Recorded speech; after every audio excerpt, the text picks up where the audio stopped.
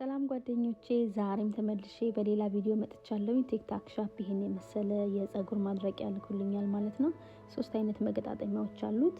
የመጀመሪያው እንደዚህ እንደምታዩት ኮንሰንትሬተር ይባላል። እንደዚህ አድርገን ፀጉራችን ማድረቅ እንችላለን። ሁለተኛው ደግሞ ኮም ናዝል ነው። ፀጉራችን ስትሬት በምናደርግበት ሰዓት የምናበጥርበት ነው። ሶስተኛው ደግሞ ዲፊውዘር ነው። ዲፊውዘር ፀጉራችንን ከርል በምናደርግበት ሰዓት ከርሉ እንዳይወርድ ወይ ደግሞ ከርሉ እንዳለ እንዲቆይ የሚረዳን ማለት ነው።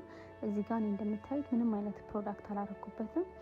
ሊቪንግ ኮንዲሽነር ወይ ደግሞ ከርል ማድረጊያ ክሬም አላደረኩበትም። ምክንያቱም በኋላ ፀጉሬን አበጥረውና ስትሬት አድርጌ ስለማሳያችሁ ምንም አይነት ፕሮዳክት መጠቀም አልፈለኩኝም ማለት ነው።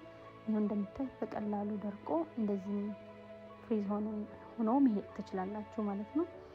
አሁን ደግሞ እዚህ ጋር ፀጉሬን ለሁለት ተከፍለውና እንዴት አድርጌ በኮምናዝሉ አበጥሬ ስትሬት እንደማደርግ አሳያችኋለሁ ማለት ነው። ይሄው እዚህ ጋር እንደምታዩት በጣም በቀላሉ እየተበጠረልኝ ነው ያለው። በጣም ቀላል ነው። ፀጉር ማድረቂያው አይከብድም። ስንይዘው በጣም ቀላል ነውና ምንም አይከብድም። ልጆች ካላችሁ ልጆቻችሁ በዛ ያለ ፀጉር ካላቸው እንደዚህ በሄር ድራየሩ አድርቀን ሹሩባ መስራት እንችላለን ወይ ደግሞ ማስያዝ እንችላለን ማለት ነው። የዚህ ጋር እኔ አበጥሬ ጨርሼ ከርል እያደረኩት ነው። በጣም ነው እኔ የወደድኩት። ምክንያቱም አንዳንዴ ፀጉር ቤት መሄድ ሰዓት ላይ ኖረን ይችላል።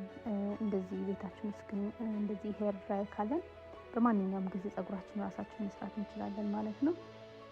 እኔ በጣም ነው የወደድኩት። እናንተም ገዝታችሁ ተጠቀሙ ብዬ እመክራለሁኝ። ቪዲዮን ስላያችሁት በጣም አመሰግናለሁ። የወደዳችሁት ደግሞ ካላችሁ የኔ ቲክታክ ሻፕ ላይ ገብታችሁ መግዛት ትችላላችሁ። ቪዲዮን ስላያችሁት በጣም አመሰግናለሁ።